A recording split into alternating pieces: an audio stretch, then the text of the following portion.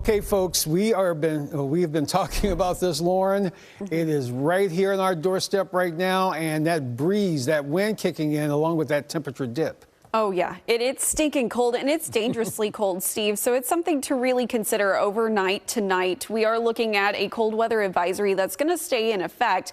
But something to keep in mind is the wind chill values are going to be in the single digits and in the teens.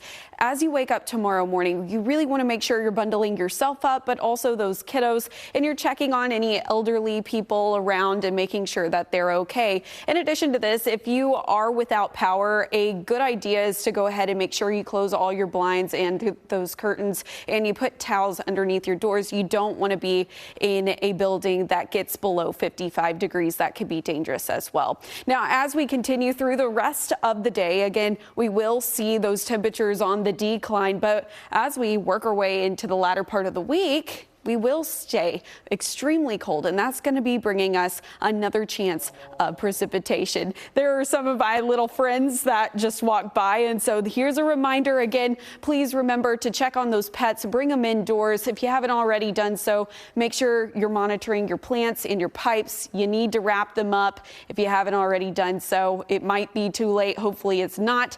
Oh, and don't forget the kitty cat outside. Make sure you're taking care of all of those fur babies out there. It is dangerously cold for them as well. Again, we're looking at this cold weather advisory in effect until 10 a.m. tomorrow morning. Wind chill values are going to dip into the single digits and the teens for most of us. So even though that temperature when you wake up at around 6 a.m. is going to be 25 degrees, thanks to those gusty northerly winds, it's actually going to feel like 12 degrees. As we continue into the afternoon, 40 degrees is your forecast high, but 34 is really more like what it's going to feel like outside. So again, significantly colder temperatures are going to be expected, and it's all thanks to these wind gusts coming out from the northwest, gusting upwards of 35 miles per hour through the remnants of the evening. Tomorrow morning, gusting upwards of 25 miles per hour and settling down into the afternoon. Now, something interesting is we're going to start to build in some moisture continuing into Tuesday and Wednesday, building in that cloud cover. But notice those temperatures are staying on the rather colder side of the aisle. We have a low pressure system that's going to develop in the Baja Peninsula of Mexico. This is going to help bring in additional moisture here into North Texas. You can see all of that green start to influx as we continue into Thursday.